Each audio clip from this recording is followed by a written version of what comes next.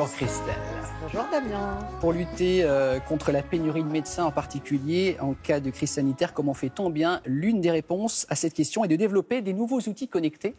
Et on va vous présenter ce matin, on va dire, une cabine. Alors, vous devez vous dire, oui, bon, les cabines, on sait, on se met on est en communication à distance avec un médecin. Sauf que ce matin, vous allez nous surprendre parce qu'elle est ultra connectée, la cabine que vous allez nous présenter. Cabine médicale ultra connectée. Hein. Ouais. Alors, en fait, on a avancé un peu le mouvement parce que c'est vrai que les Français sont plutôt sceptiques lorsqu'il s'agit de notre santé.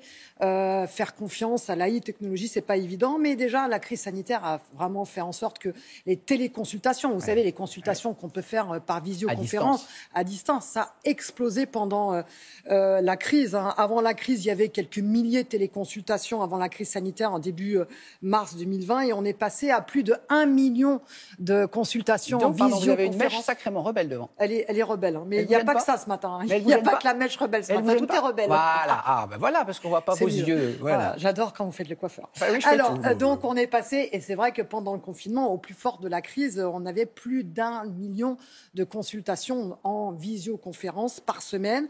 En 2020, il y a eu 17 millions de téléconsultations en visioconférence remboursées par l'assurance maladie. C'est vous dire si vraiment on a changé complètement notre façon d'envisager la médecine. Et c'est vrai que cette technologie, elle est très intéressante dans le domaine de la médecine, en cas de crise sanitaire, mais aussi pour faire face aux déserts médicaux qui touchent de plus en plus de départements comme la Seine-et-Marne et l'Ain.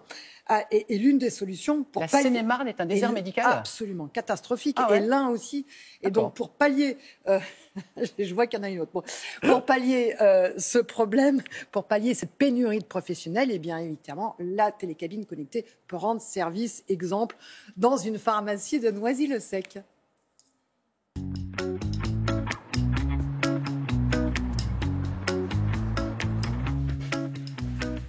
Bonjour monsieur. Bonjour monsieur. Pour une consultation dans votre cabine, s'il vous plaît. Oui, pas de problème, je vais vous accompagner. Ça marche, merci beaucoup. Je vous laisse vous installer dans la cabine. Merci beaucoup monsieur.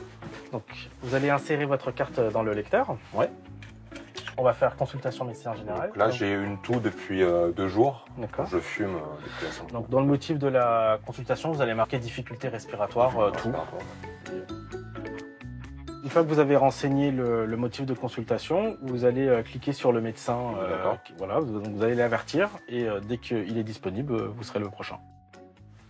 Bonjour monsieur. Bonjour monsieur. Qu'est-ce qui vous arrive? Donc là, j'ai une toux depuis quelques jours. J'ai du mal à respirer. Nos cabines sont équipées de dispositifs médicaux connectés qui permettent aux médecins à distance de les contrôler, mais également de capter, on va dire, des informations critiques pour faire le diagnostic, et ainsi de faire une prescription ou prescrire des examens complémentaires pour revoir éventuellement le patient à la lumière des résultats de ces examens complémentaires. Vous allez prendre le thermomètre, le numéro 3. Il est quasiment devant vous.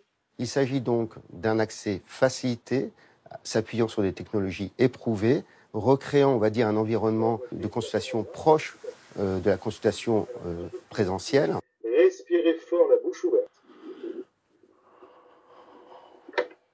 À ce jour, les cabines sont équipées de 7 dispositifs médicaux électroniques, le tensiomètre électronique. Nous avons également un oxymètre qui permet de mesurer l'oxygène dans le sang. Ça a été très utile pendant la période Covid.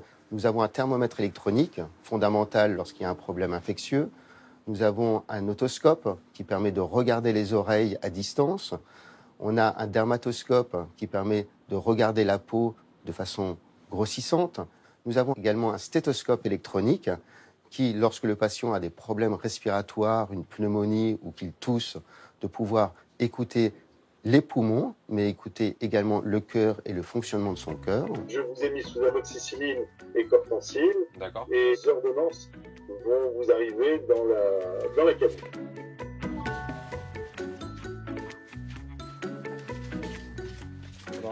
Ça a été? Terminé. Oui, ça a été. Oui, tout s'est bien passé. Très bien passé, ouais.